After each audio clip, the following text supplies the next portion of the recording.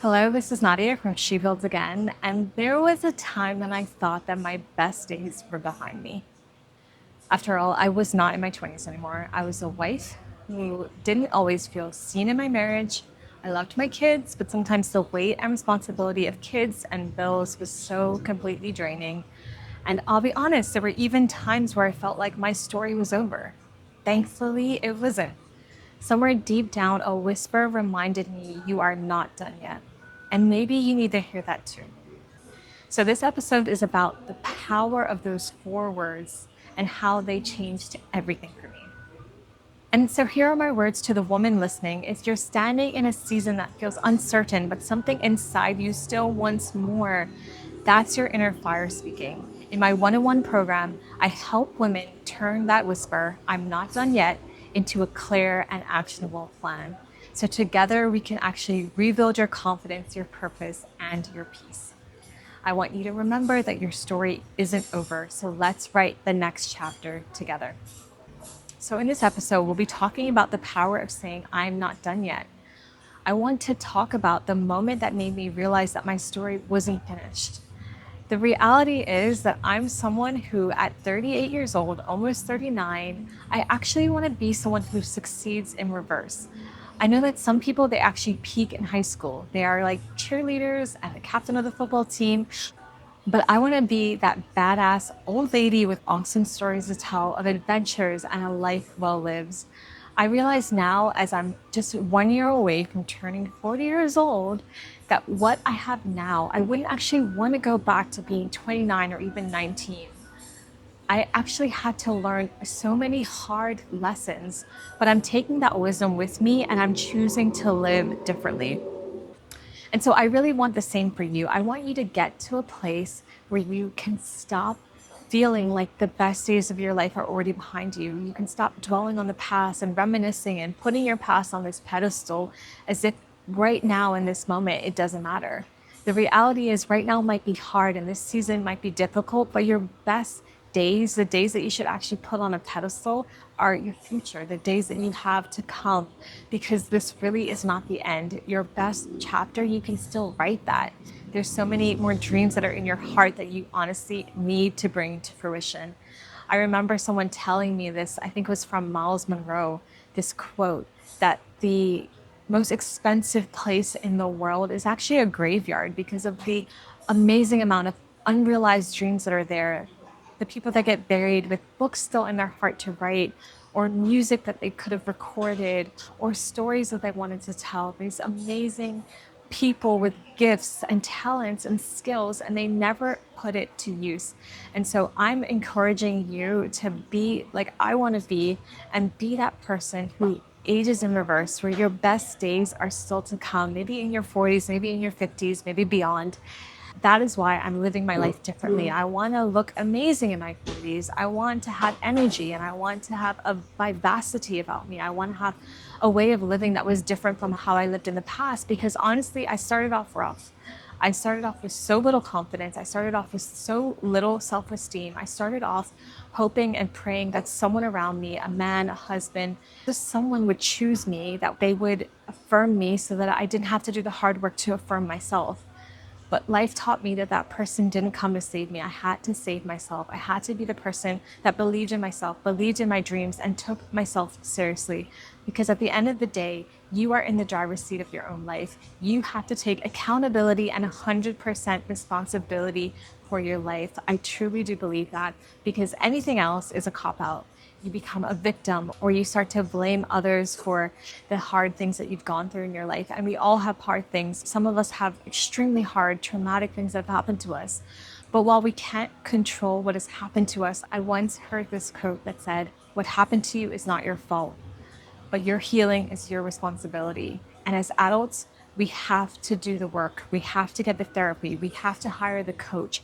We have to do the mental work every single day, whether it's journaling, whether it's reprogramming our mindset, whether it's listening and being careful to what you input into your system through social media.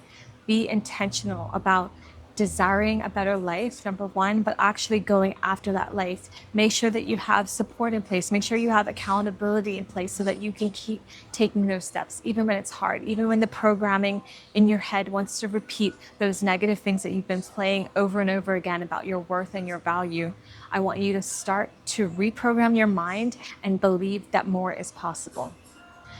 And so the next thing I want to talk about in this video is how do we keep believing in ourselves when we've been knocked down?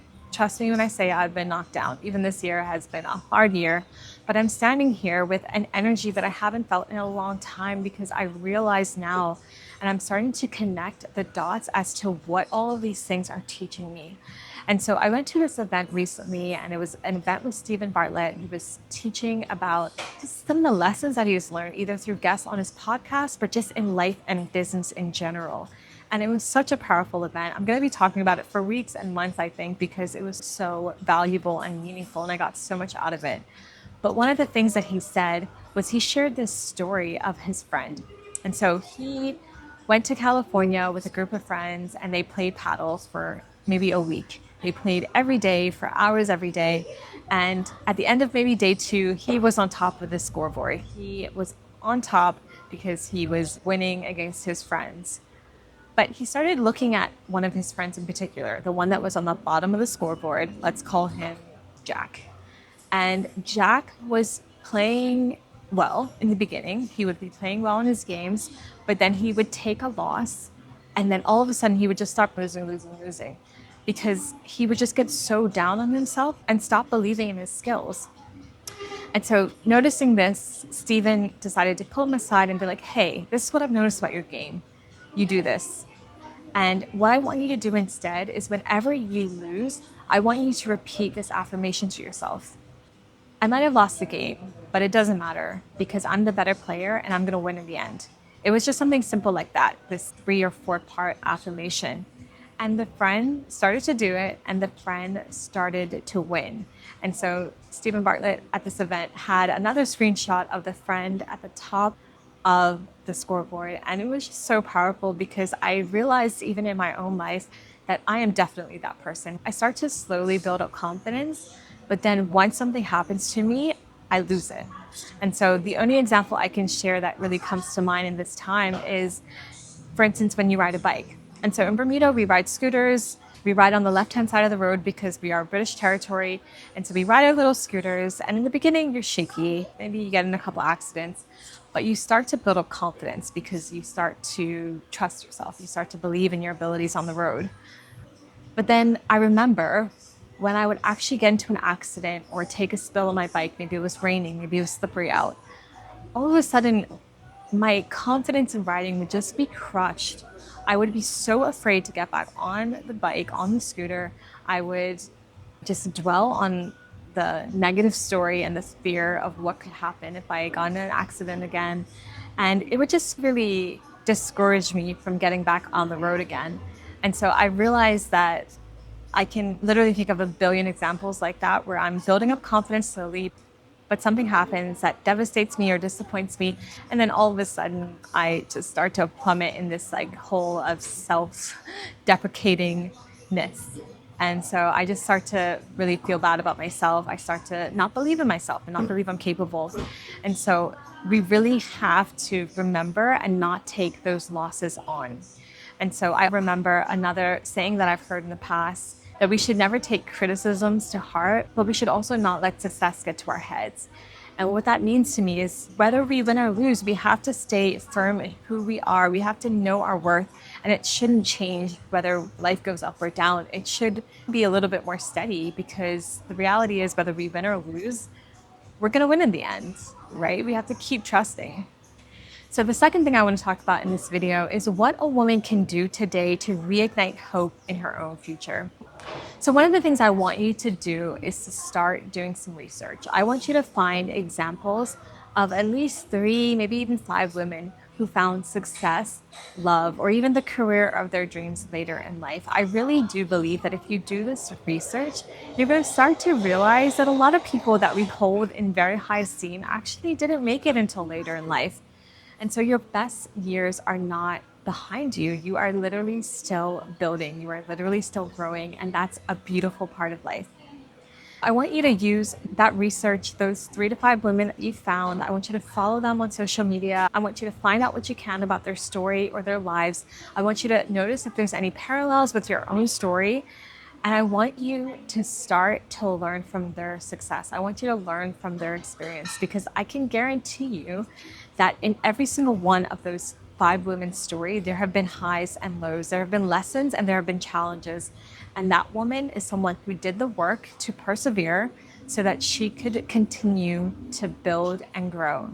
And so don't give up after one loss. Don't give up after one failure. You are so capable of so much more, and more is coming to you. Just believe and trust that more good is on its way to you. And so I am really excited to see what's going to happen when you have that motivation, that support that's in your head and your mind about what's possible for your life. Because what I find is that a lot of us think our 20s are the best years of our lives, but this is a new generation. I feel like there's amazing examples of women in their 40s and 50s and beyond who are really killing it, who are really doing something new. I actually saw this woman on Instagram who has this beautiful silver hair, and she started modeling in her 50s. Like, how cool is that? If you made it this part in the episode, I want you to know that you are not behind, you are not broken, you are becoming. And if you're ready to rise again and rediscover who you're meant to be, I want you to book your clarity call below. So let's help you say with full conviction that I'm not done yet. I'll see you in the next video.